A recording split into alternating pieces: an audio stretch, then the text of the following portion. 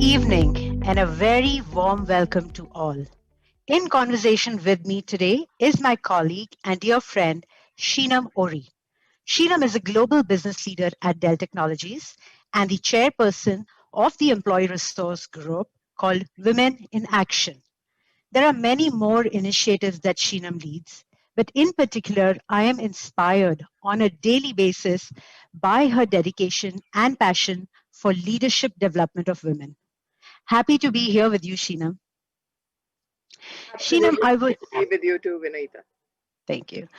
So, Sheenam, I would love for you to share with our audience a peek into some of the programs we are running at Dell under the Women in Action ERG. Thank you so much, Vinita. I don't think anyone who's listening to us today will disagree that the need of the hour is to create a culture for women to thrive, not just within our own organization, Dell Technologies, but also across our communities. Through comprehensive learning, exposure oriented programs such as RISE, and you know that you sponsor it yourself, RISE, EDGE, Tech Edge, we empower high potential women in our organization to take ownership of their own careers, of shaping their professional and personal journeys. We are recently launched our own pillar, Women in Technology, which we call as WIT, to accelerate the technical growth of our own women professionals. This program will serve as a collaborative platform to encourage women team members to excel in their areas of technical expertise and inspire them to take up leadership roles in technology. I know, Vinita, you are a passionate VR leader yourself and are focused on development and some very interesting programs, such as Let's Talk, right? And Let's Talk has been originated by the VR Pune team. Why don't you tell us a little bit more about how this originated and the real essence behind Let's Talk? Sure, Sheenam, would love to.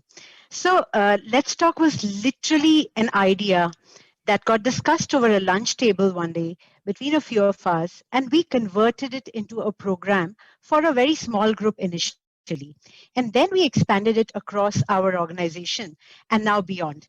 So, the idea was that we need women to have the courage to share stories of adversity and how they bounced back from those stories.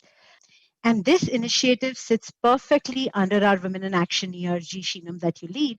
And as this initiative reflects stories of courage and resilience.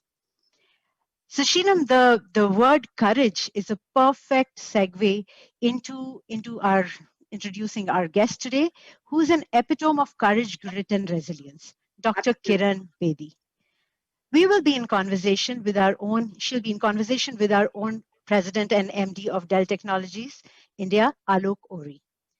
Dr. Kiran Bedi has been India's first and highest woman ranking officer, having joined the Indian Police Service in 1972. Her expertise includes more than 4 decades of public administration, creative and reformative policing, and prison management. She is currently serving as the Lieutenant Governor of Puducherry. She worked with the United Nations in New York as the police advisor to the Secretary General and in the Department of Peacekeeping Operations. Dr. Bedi is the founder of 2 NGOs, Navjyoti and India Vision Foundation, which reach out to thousands of undeserved children, women, and men in the areas of education, vocational skills, environment, counseling, and healthcare to the urban and rural poor, including prisoners and policemen's children. She has been in the vanguard of police and prison reforms. Dr. Bedi is a recipient of the prestigious Magsaysay Award, also called the Asian Peace Nobel Prize, and several other national and international decorations. At Puducherry, her work in collaborative governance, citizen participation, and youth engagement have been hallmarks in transforming the Raj Nivas to a people's Nivas. Her mission, Water Rich Puducherry, and Mission Green Swachh Puducherry were important catalysts in administration. At the office of the Lieutenant Governor, Dr. Bedi continues to break stereotypes by transforming the Raj Nivas from a conventional institution to one of active governance. I'll briefly introduce Alok Ohrie. Alok Ohrie leads Dell Technologies India and is responsible for sales, business strategy and development, operations, marketing, manufacturing, and government engagements. Alok is a visionary with a keen understanding of technology and an accomplished business leader with a proven track record of managing business, people, customers, and partner relationships. A technology evangelist at heart, what sets him apart is his deep understanding of changing customer needs and a wealth of experience in delivering solutions across Asia Pacific markets. Alok is also a member of several industry bodies, including ASSOCHAM's National Council of Electronics Manufacturing, where he holds the chairman's role. He's also a member of the Executive Council of NASSCOM and part of the advisory board of innovative startups in the space of education. Alok is committed towards shaping a promising future for the youth of India and is a part of Dell's Global Giving Council and actively supports programs that help educate women. Before we start our much anticipated fireside chat today, and this to me is almost like let's talk going at a national level. So it's a moment of pride for all of us at Dell Technologies and in the Women in Action ERG, as well as the Let's Talk team, and probably it goes down to the person who originated this idea. So before we start the fireside chat, we would like to show you a brief video about Dell's Progress Made Real goals for 2030. And on the other side of the video, you will meet Dr. Kiran Bedi and Alok Ohrie. So stay tuned. At Dell Technologies, we believe technology has the power to drive human progress. Improving healthcare, gender equity, education, and the environment is all part of building the future we want to live in. It's why we're committed to bold goals over the next 10 years, because we can't just talk about progress. We must make progress real. It starts with our team. When we're diverse and inclusive, we reflect our customers, and we're able to unleash innovation. That's why by 2030, 50% of our global workforce and 40% of our global leadership will be women. It's why we're launching STEM programs to foster the next wave of technology leaders and AI initiatives to help us mitigate bias. Through all of this, we must make sure our business practices are sustainable, so we're reimagining how future products are designed and delivered. By 2030, 100% of our packaging and over 50% of our product contents will be made from recycled or renewable materials. Plus, for every product a customer buys, we'll take back an equivalent product to reuse or recycle. We must act on a global scale, including everyone in the coming digital wave. So we're committing to transform the lives of 1 billion people in the next 10 years. Through technology, we'll advance healthcare, education, and economic opportunity initiatives around the globe. It's not only what we do, but how we do it. At the core of all these goals is our enduring promise to uphold ethics and privacy. By 2030, we will fully automate our data control processes, making it easier for our customers to access, delete, or update their personal data. At Dell Technologies, we believe innovation is the key to a better future. When we bring together new thinking, new solutions, new collaborations, and new voices, we can make progress real.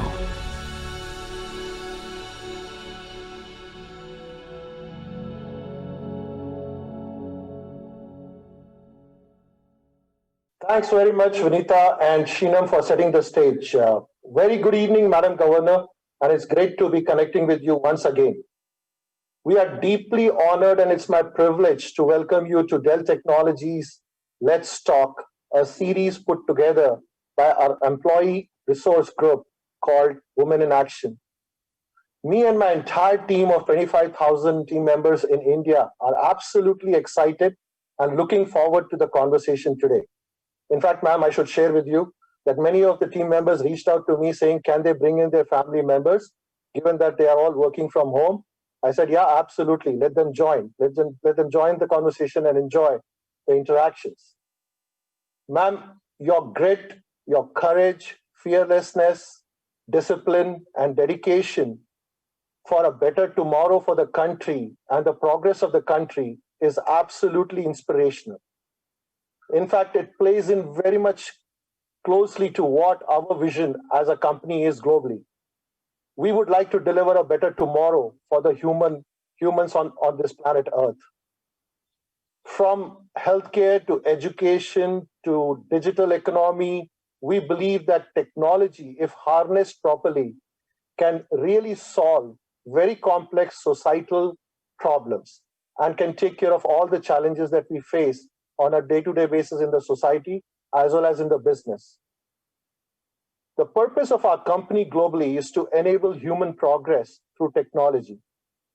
It's ingrained in our culture and the DNA that everybody should have easy access to latest technology anywhere, anytime. And the technology should actually create a platform of equal opportunity for all.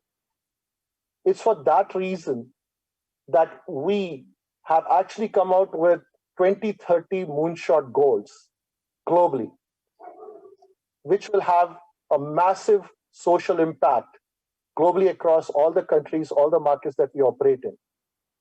As per the goals, we intend to have 50% of our global workforce and 40% of our global leadership positions being held by diversity candidates, call it women.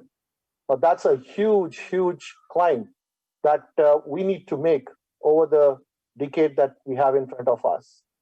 It's also a fact, ma'am, that there are a lot of biases that have existed in the society, in the communities that we live in the businesses, in the administrative services. But I want to really begin the conversation today with you by asking you a question that I guess you may have answered in the past in many of similar kind of platforms, but it's something that is pertinent to what's going to be the future for the diversity and inclusion in the businesses in India. So let me begin by asking you a question that, look, when it comes to law enforcement area, it's generally perceived to be a male-dominated, area. And to that extent, seeing a woman excel the way you have excelled is not only unbelievable, but it's also something that is of huge inspiration for many of the women workforce that exists in the country. Question I have for you is, how did you go about tackling the preconceived bias that existed when you started your career? And how have you taken care of it over the journey that you have been through in your own patch? You see, I feel we cannot wait for prejudices to go and make our way. On the contrary, we have to take them head on by breaking the stereotypes, by proving them to be wrong, and creating a dent and doubt into them. I think that's what matters. When I joined the Indian Police Service, that's what I did. I broke through it. I didn't wait for equality to come, even in the way we were getting married those days. So you have to make a breakthrough. We women or the society, men or women, whatever they think is a bias and a prejudice, just go and break it. Don't wait. And don't wait for social approval for that. If you think that that's the right thing to do, ethically, morally, and legally, because that's what matters. So I think that's my message, is for women or men who are equally keen to see a more equal society, then wherever you find a vacuum, fill it. Where you find a bias, break it. Where you find a prejudice, deal with it headlong and prove it wrong and move on. Don't wait for an approval to stay and say, and never be in doubt. Don't be in doubt. That's, I think, what was the hallmark of my upbringing was I wasn't in doubt in whatever I was doing because I knew I was ethically, morally, socially right. I didn't need the approval followed me. It didn't precede me. It followed me. Like, for instance, when I joined in 1972, there were none before me. But now there are any number of women who've retired as director generals of police. So my message, therefore, Mr. Ohrie, would be none should wait. No company should wait. And it need not be 50-50. It should be as many right as possible, men or women. Because people are looking for a great service, whether it's in technology or in any consumer, whether in public life or in public administration. They're not looking at whether it's a man or a woman. They're not looking at. People deserve the best and they must get the best. But however, if women, many more women are coming out by their own merit and by the dint of their own determination, so be it, they can be 90%. Because people are asking. People are not asking for man or a woman. People are asking for quality service. And if women can deliver it, why hold them back? And if men can deliver it, why hold anybody back? But women were held back even when they could deliver. That is the point. So I think I would say we can break stereotypes and biases and prejudices by doing, not by showing, asking, or waiting. Fabulous. Very well put, ma'am. I think you said it right. Prejudices, don't wait for prejudices to go. Make a breakthrough. Don't wait for the social approval. Approvals will follow. And I think you're absolutely right in saying that why put a percentage to having a mix on diversity? If merit says that more than 50% of women employees need to be hired, then let that be the case. But to be honest, just to make a little bit of a course correction, there have to be certain goals that need to be put in an organization, which is where we are coming in from. We are saying 50% to begin with, but you are absolutely right.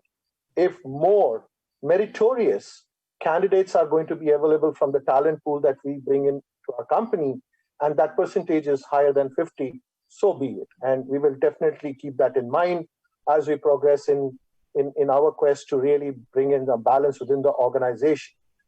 Let me move on to a second question. This is a question that came in from some of my team members, and I said, okay, I'll try and see if I can put it up to ma'am and take her inputs. As I said earlier, biases exist, and many times these are unconscious bias, right? That exist in the workplace, and there are expectations that are set at a lower level from women employees. But when it comes to your own space, ma'am, we have heard and read a lot about how you've gone about bringing in changes which have created an inclusive work environment. Can you share your perspective on what all you did to really create an inclusive work environment for more and more women to really be able to join the administrative services? I've not gone around marketing it. Mm-hmm. I've not gone around saying join it. Okay. I am saying it's equally for you. You be ready. Right. And if you are bronze in the brains, because my service requires huge amount of stamina, huge amount of physical fitness, huge amount of determination and commitment, huge amount of preparation. If you're ready, it's for you. Nothing can hold you back. So look at the potential in the service. So what, by my doing, the potential and the extent of the service became visible, which became very attractive for others too. Right. So I didn't go about marketing. I didn't go about saying this is a great service, join it. No, I'll say if you're confident and if you're fit and you have the commitment to serve and you're willing to give it all that it needs, it's for you as well. See, I'm doing it and it's possible. So it was by example. It got marketed. And secondly, I remained visible. I didn't feel shy about letting it be known what I'm doing. It was very, very important that I keep communicating with the people because I knew it was messaging. So I didn't go about living a selfish life because being more visible means much more challenge in public life.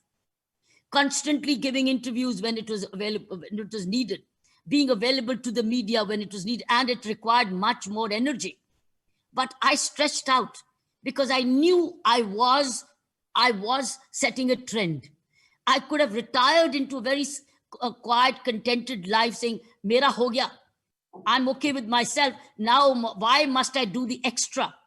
But now the extra was a responsibility, a social responsibility. So I did fulfill a social responsibility by giving myself a stretch. Like, for instance, I'm on duty 24/7, but I'm getting invited by a school or a college, or even today, for example. By Dell, yeah. It's a stretch.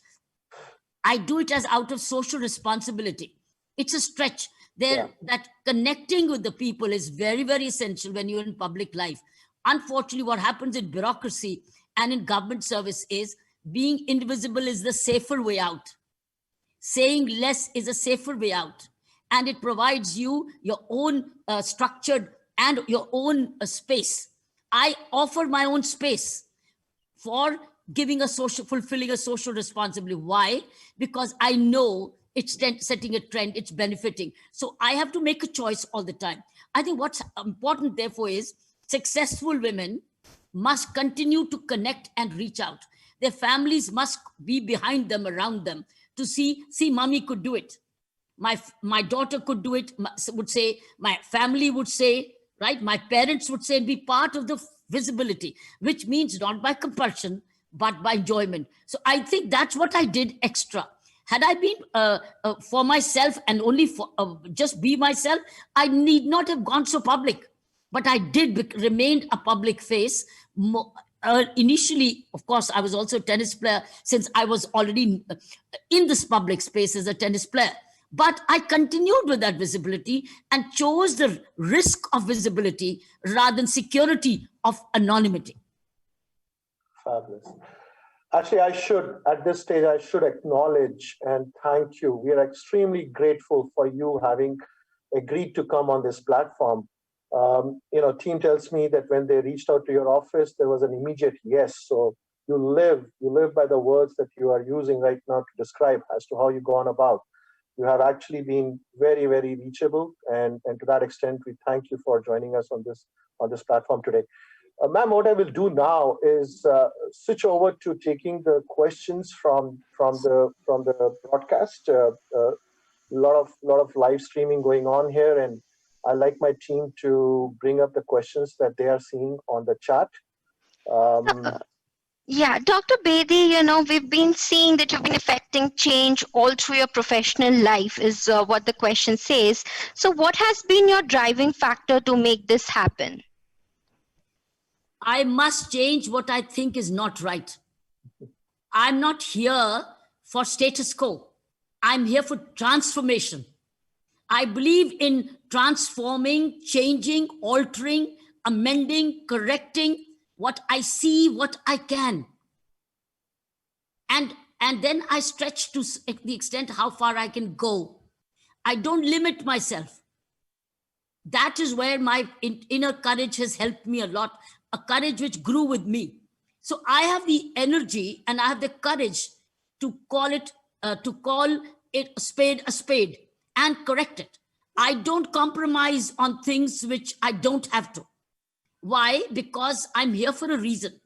And my purpose is to provide quality service to the people of here I'm in Puducherry. Earlier I was in the police. So I'm not afraid of losing a situation.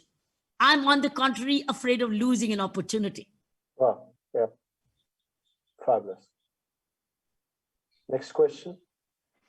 So, Dr. Bedi, what are some of the changes that you have brought about during your governance of Puducherry? I think we've truly transformed the way the governor's office functioned. I myself did not come prepared. I didn't come here ready, having read the law. But once I read my law of the Union Territories Act and the business rules which governs an administrator, I followed it to the teeth, to the absolute teeth. And it was challenged by the powers that be, which felt that that was not the way it was in the past. But I said, I'm not the one who's written the law. If my predecessors did not apply the law or use the law correctly, I cannot be captive to that. So I've read the law, I apply the law. For instance, I'm the final financial head here. Lieutenant Governor Puducherry, unlike state governors, is the head of the Consolidated Fund of Puducherry, which means all financial approvals and the probity in account financial management is my responsibility. I can delegate, I need not delegate. I delegate where I think it's trustworthy. I don't delegate where I think the person who is going to receive my financial power delegation is not worthy. But the fact is, I've used it most carefully. In fact, today I've written a blog on my own. I write regularly when I get a thing, is how do we use government money? And in that blog today, I've written, yesterday I was in a file with a secretary on vocational skills. I'll give you a quick example. I was on I was sanctioning a few crores of rupees for vocational skills when the grant file came to me for approval. And I and my OSD started to discuss that we've spent crores of rupees on upskilling or skilling people in that Skill India program. Do we know how many we've skilled? I asked in the file. Do we know how many we've skilled and which professions we've skilled? And we've invested so much of money. Does my secretary vocational skills know where are they? Which skills have they got? How much have they used? And have they been linked with the companies and the partners? Let's say, for instance, how many have we trained in IT? And how many have gone and placed themselves with the IT companies? How many have opened their own companies? How many have transferred skills? How many have become self-employed, etc.? I rang him up and I said, can you tell me, I'm sanctioning the power to provide more scholarships. But do you know that how many we've skilled so far? What's happened to them? Did anybody need any handholding? Has our investment worked? He had no idea. And I said, am I just a granting body or am I an evaluating body? See how I stretched. And as you think it's difficult to get softwares to see that whoever has passed out from a scholarship in vocational skill, you can have a trade section and you can link the trade section with CIIs and the PhDs and the ASSOCHAMs and everywhere and see that the boys and girls get skilled and placed. And I said, are they an alumni? When we had COVID and cyclone, could we, like for instance, we pay the fee of every medical student, which is lakhs of rupees per year to train I said, did anyone volunteer in COVID and cyclone time? Because we've trained and paid the fee of hundreds of such students. I said, do we have an alumni? Could we call them back? Could we retrieve them? No. I said, then I'm making this grant conditional. Conditional that the next time you want a renewal, I want to know whether you formed alumni of these and have you been networking with them? And are they anybody needing handholding? Do they need any counseling? And what is our return of the investment the public money has done? This is my role as Lieutenant Governor, which I could ask these questions. I'm only giving you one of the hundreds I asked the right to. Now, that's the right thing to do.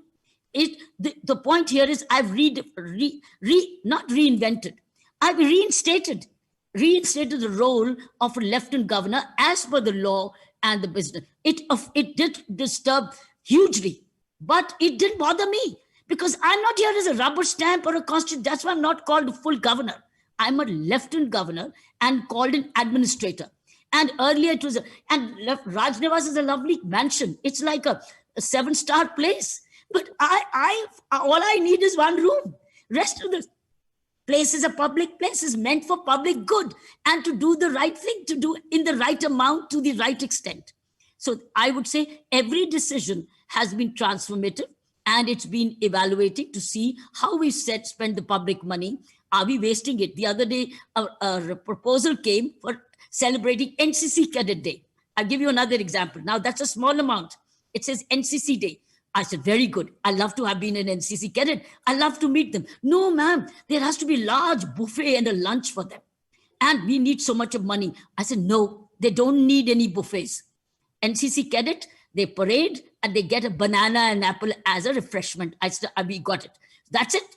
Please call them. They will get a refreshment. So there's no lakhs of rupees for sanction. It's only fruit and a banana with a meeting and a session. It costs no money. I didn't sanction any money.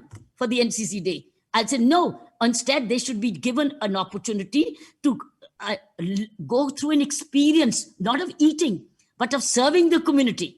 To me, that's NCC, is how do you serve? So let's link them with Secretary Education, who would take them about Swachh Abhiyan or greening or water harvesting. Give them an experience of community service, not buffets and foods. But in the end, have a banana and an apple, eat, munch together and go home. There's no lakhs of rupees. I could do this because I'm a lieutenant governor here, not full governor.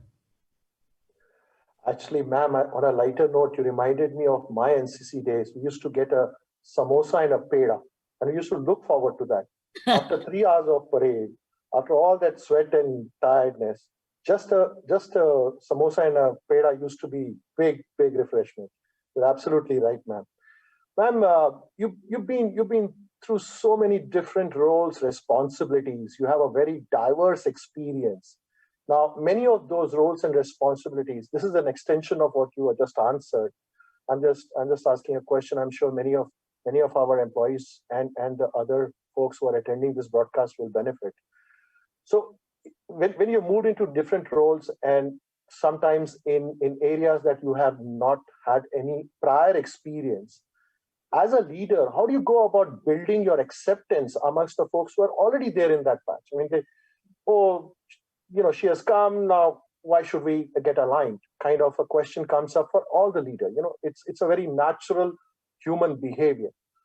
How have you gone about building that piece in a new area that you have entered? That's a big difference between the government sector and the private sector.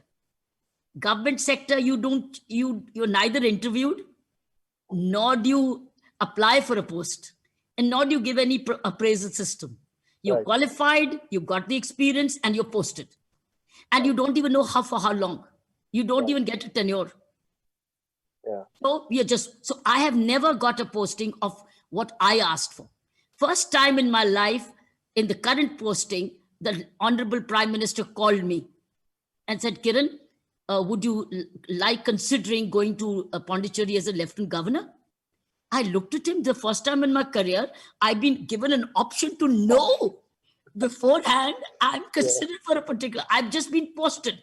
IG prison posted, and says report with immediate effect until further orders. So that's the way the government is very different from the private sector. So what has been my way of working is, if I take a position, then I look at the purpose of my position. I don't look at the value of the position. I don't look at the social worth of that position, but I look at the inherent purpose of that position. And then I add my value to it. And I start respecting it. And the first thing to know for that position is to start knowing it, start learning it. From day one, I don't take a day. Moment I report to duty, I am at the job at 8 or 9 in the morning. And I start learning it. And how do you learn it? Not by calling and saying, tell me. No, listening, seeing, hearing, feeling, right? And that's the way. So I have learned from constabulary. I've learned from my prisons. I've learned from my roads and traffic management by being on the road at 8 in the morning. I've learned from prisoners by walking the prisons every day. I learned from my police constables, a deputy commissioner of police of a district. And I've learned Lieutenant Governor's work by going on the rounds every weekend. If I found a complaint coming in, I went to the ground to see on weekends. So I would just go. If I find a major blockade or a major issue, rather than asking for a report, no.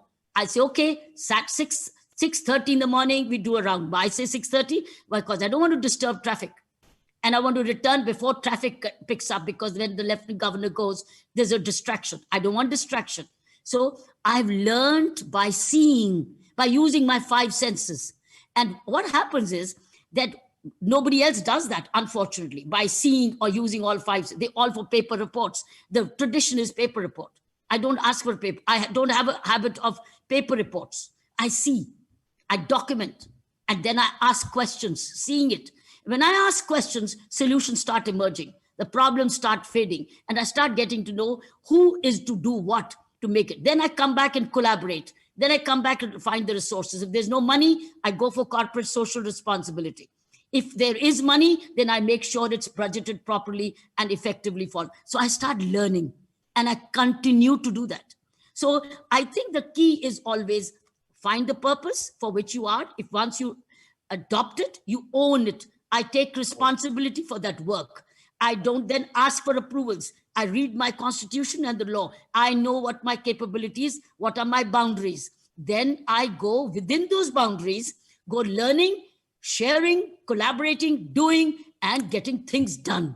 I believe in I follow up a lot. So once we've agreed on a collective solution that this is the way it is done, then I follow up. I minute it, I chase it, and then I close it only when it's gone, it's achieved.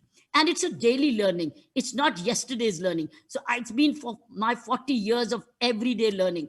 Every file educates me, and every situation makes me better. So I think the key to any leadership, any supervision is every day be willing to learn, listen, and then do, and then follow up. I think I'd just like to add that being in the trenches along with the team members and seeing it for yourself also helps the learning process become a lot more accelerated. And in some ways, big motivation for the team members also, because they then see you next to them and they realize that here is someone who's supposed to be a leader, supposed to be sitting in the office and reading just the reports, is now right there next to them on the ground and taking stock of the issues. So really, really, very, very well put there. Next question, please. Okay. So, what would be one piece of advice you would like to give the youngsters for them to succeed? It's a daily homework. Be very clear your journey and your destination. Understand yourself. What do you want to do? Why do you want to do? What do you want to do and why you want to do? Then comes the how. Then go about learning the how. But first of all, you got to be very clear. What is it that you want to do? You want to be an artist? You want to be a technologist? You want to be an administrator? What do you want to be? Where does your heart take you? And you're happy with that. Even if you're at work every day, it gives you a high. So first of all, know yourself. Search yourself. Know yourself and then plan your journey. And in planning the journey, seek help, seek guidance, but then don't give up. Then create a habit culture of your side of the thing that you will go on and on like it, but because you want to do it. It's only the how which you're looking for help. That's it. So in the how available, and in the how there are individuals, there are institutions to guide you. Be willing, and then keep doing and learning. Don't give up, but keep enjoying your work. Ma'am, would you also add for this generation, younger generation, that there is no substitute to hard work? There is no work. There is no shortcut. Yeah. And there is no past and present. Every day comes up with a new energy of your yesterday's energy has given you what you are today. Today's investment of energy will give you a tomorrow. Absolutely. Absolutely. Go ahead. The next question, please. What is your vision for future India, Dr. Bedi? I think on many fronts, if you say future, is it political? Is it economic? Is it social? Is it technological? I think I cannot say just larger. Of course, 1.4 billion people. And it's going to be Herculean to lead this country politically. Herculean. But information technology, I think India could be the leading country in the world. Socially, it will remain exceedingly 2 steps forward and 3 steps back, because there will be, but it will move forward. Technologically, it could be the world's best as well, because it has youth, and it's got this capability to educate. So information technology, the use of technology, already the best of the maximum investments from the Western world, even during COVID time, has been in the field of technology. While the world recognizes that India is a technology power. Politically, you're seeing what is happening. It's going to be exceedingly challenging for anybody who would be leading this country to continue to sustain. Democracy is there. the diversity will be there, the size will be there. On the contrary, the pressure on the infrastructure will build even further with more and more population and the same infrastructure building in. Therefore, it's going to be, if you look at economically, I think it's going to grow hugely. It will grow. I think it will grow because of the individual investments. Everybody is going to strive to make a better life. So it will be highly productive, but it's going to be exceedingly politically challenging. Let's move to the next question. Dr. Bedi, I Dare was such a life-changing book for some of the readers on the chat here. So would you like to tweak any of your advice for women in terms of your approach in facing obstacles? Why should they treat anything as an obstacle? Any obstacle which comes, if they treat as an obstacle, should be treating as an opportunity to surmount and to fulfill. Why should they consider? And number two, why should they create an obstacle? Choice of right marriage is a very important decision they have to make. Motherhood is a very important decision they have to make. Somebody cannot say, be a mother. No, choice has to be theirs. Get married to this person, choice has to be there. Carry on with a happy married life, excellent. If it's not working out, find a way, how can you make it? If you can't, move on. But the point is, you got to be decisive yourself. They must take life into their own hands and never ever pass it on to somebody else to decide. In life, they got to remain as equal partners.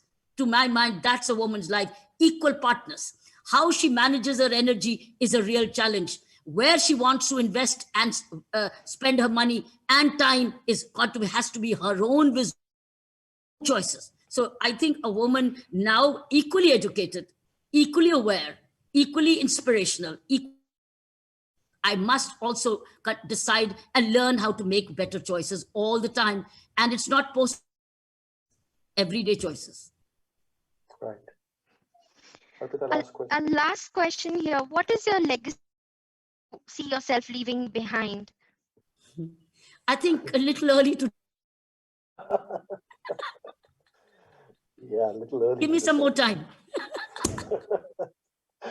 Yeah, I don't even know before I declare it. You never know. If I have an opportunity to declare, I will. But if I don't, well, so be it. It's good to leave people with lots of choices, isn't it? May it be that way, ma'am. You should continue. You're a great source of inspiration for a lot of us, and of course the youngsters as well. And the kind of work that you're doing is just amazing. So it should continue. There should be no stopping you. I know we have stretched the session, and I really appreciate your willingness to extend and take a few questions more. I'm sure I can't see the chat. I don't know how many more questions have come. I'm 100% sure there are many more questions, but we will definitely try and figure out a way to reach out to your office to see if we can respond to some of them. But clearly, I have taken down a lot of notes. The first thing that you said, approvals will follow, is something that has really, really hit me hard. Inspire sharing, be there so that people know what you're doing and they get excited. Transformation, not status quo, no compromise at all. Purpose of the position. Don't get into the position because it's more stripes on the shoulder, or it has more responsibility, higher responsibility. Get into the position with a purpose. There should be a purpose. Daily homework for all of us, and learning should never stop. And the icing on the cake is India will progress. This is one thing that I keep telling the youngsters, that please be positive about India. As a country, we will definitely progress. We have our own challenges, fair enough, accepted. And some of them are historical. They take time to get rectified. But there is clearly that energy that exists in this country, maybe because of the demographics, maybe because of the connectivity now, internet, bandwidth, etc. Everybody is very aware of what can be done, how it can be done. I think smartphones has done a fabulous job of giving so much of power in the hands of a common man. And I must admit that the first time I got onto WhatsApp was not because one of my friends told me about WhatsApp. It was actually the carpenter at home. He was taking some pictures and he said, "Sir, aake dekh lo." And I said, "I can't come. I'm in the office." He said, "I'll send you on the WhatsApp." And I said, "What's WhatsApp?" That's how I figured out there is a WhatsApp. And and now everything is history. The technology is changing the way people think, behave, and act. And to that extent, I think the generation that this country is blessed with, the younger generation, will really take this country to the next level. And I'm extremely positive, like you are. I'm sure today's session would have been very insightful for all of the participants. It's going to be there for many more to really have a look at it at a later date as well. Once again, really appreciate you taking time out of your very busy schedule. I know you're 24/7, and spending time with us on Dell Technologies platform. Thank you very much, ma'am. You take care and stay safe. Thank you so much, Mr. Ohrie. And thank the Dell organization for inviting me. Thank you. You can always call me Alok. We discussed this yesterday also. Thank you, Alok.